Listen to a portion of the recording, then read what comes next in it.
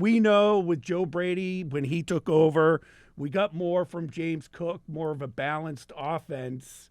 And when it works, that's when everything flows. But when it's not working, that's where you get these halves like they had against the Falcons in the second half, where they kept getting the ball and barely moving. Yeah, when they're not able to get Cook going consistently, it's a problem for the offense. It brings up a lot of fans I would agree with this. Brandon Beane should try to make a trade for a receiver, especially now that Joshua Palmer's out for an indefinite period of time. Mm-hmm. The problem with the trade is, what do you give up?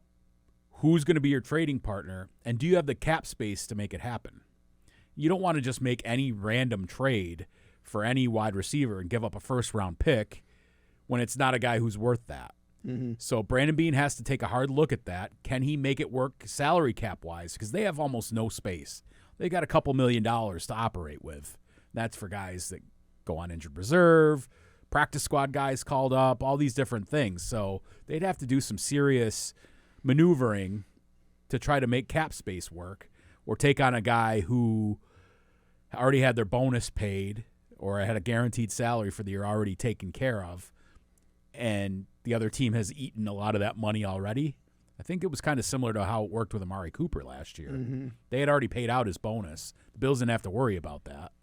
Then it was just whatever was left on his guarantee, on his salary for the season. So I'd love to see him trade for Jalen Waddle or Chris Olave or one of these types of players. I just don't know how realistic that is.